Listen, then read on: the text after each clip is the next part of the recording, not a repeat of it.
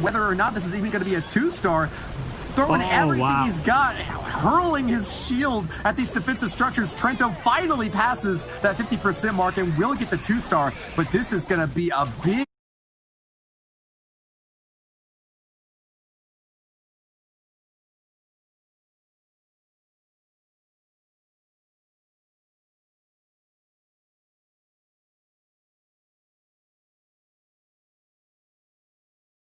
Ice Golem's gonna slow that Town Hall down, force that Queen ability super early. And I'm thinking he wanted that Queen to help take down the core scatter shot there. And look at that. Here comes the Hog Riders. They're moving in. Get ready for the Grand Warden, the Royal Champion, and one Headhunter to use as well. There it is, moving in. Yeah, the P.E.K.K.A. Ice Golem have taken down the Town Hall, so the first star is claimed by JC. He's got some great defenses to go up against, though. Finally finishes off that enemy Royal Champion, and a big Grand Warden Eternal Tome to protect these Hogs as they're taking a massive amount of damage, spreading out probably a bit more than he was hoping for here. They really need to finish off that scatter shot over on the interior side there if they want to have any chance at all at 3 stars, knocking it down. But these Hogs are so spread that there's no way to keep this Grand Warden protecting all of them at the same time. No spells left in JC's arsenal to keep this party rocking on. So I think that we're just about rounding out to the last stage of this hit here, Carbon. Yeah, unfortunately, he did use that freeze spell up top at the single target Inferno, which then the Royal Champion got taken down right to the left side over there. Now the King's going to help try to clear out the enemy King here, but unfortunately, the Hogs split in 2 different directions, and the Grand Warden could not cover and protect all of them there. Very nice try from JC, but this is where I'm seeing the Hog Riders. It's so difficult to go in with the Zap Hogs. We've seen a triple with them, but if you don't get that value, then all of the cannons, the bomb towers, the giant bombs, ground skeletons, which is usually the meta, absolutely can do so much work, which the balloons wouldn't get hit by any of that. But they move a little bit slower. And the Hogs, I mean, they ended up getting the mid 70%, so 75% here. It looks like really nice try right here for Affiliate Esports. We're still waiting to see that first triple in this war. Tricky start for both of these teams. Yeah, no triples yet. JC charged in on this bottom right side corner, asking what did the 5 fingers say to the face, and slapped straight into Panadol's defenses. But that big pancake of a hit spread out his forces a bit too thin to get that puncture that you really need with those Hog Rider strikes to minimize oncoming defensive fire. JC with a high percentage 2-star here is going to keep Affiliate Esports in the lead. Barney, what have you got for us? A 75% 2-star from JC, and actually having spoken to the Resistance captain Panadol before this weekend, he did say if anyone can come in clutch for us, it is going to be TK. So we're obviously yet to see his attack yet, so that could be the one we're waiting for, Carbon. Man, I'm waiting. I am excited to see. We still have 2 attacks from each side to go in, and they've been looking at this war and they're realizing we have yet to see the triple, and they're gonna have to take that risk.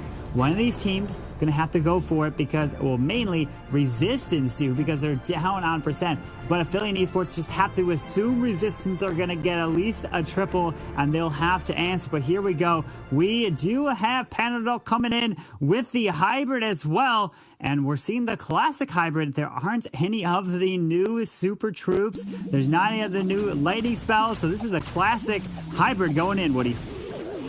Panadol once got a triple on attack using only his toes. It was an E-Drag attack, of course. But can he pull off a similar sort of victorious charge into this base set up by Joker? He's going to be going in with a ground force of 9 Hog Riders and 15 Miners as soon as he does the first stage of the attack along the outer edge here. That scatter shot is going to be a really important target for that Queen to go on to early in this raid. If she can make her way all the way to that enemy Eagle Artillery, this could give him a really good setup for the late stage of this attack. Headhunters are going down on defense, and it looks like Panadol's got a great setup so far, Carbon. Yeah, the Queen's going to charge away straight into the core. The thing is, she can't reach that air defense that's on the other side of that wall or that air expo. So he's going to have to start the hybrid relatively early to protect these healers as she walks right on by them, because she can grab the Eagle Artillery, the enemy Queen, and the Clan Council, which has already been taken out, but kind of help force the miners and hogs into the base, mainly the miners, through the top, through the town hall. Here is there's 2 bomb towers on this side, and get ready for them to charge their way through. Grand Warden, maybe the Grand Warden can clip this Queen through. We'll have to see if the Grand Warden can get close enough. It doesn't look like at this very moment. No, the Queen steps around. There is a multi up in the middle, so that's fine on the Queen. No worries there, but watch out for the healers. Flawless timing by Panadol, sends in that hybrid just in time to protect those healers. Not a single one went down to the air defense, but that multi-target Inferno on the backside is going to be burning them up. No longer will they be there to support this Archer Queen. She still has her ability that she can pop as soon as she needs to get a little bit more firepower out there, but the main stage of this attack is starting to get whittled down. The Hogs and the Miners are thinning out in their numbers as Panadol's last stage of the attack is trying to overcome these final walls. The Miners are dishing out a ton of damage along the exterior, but because they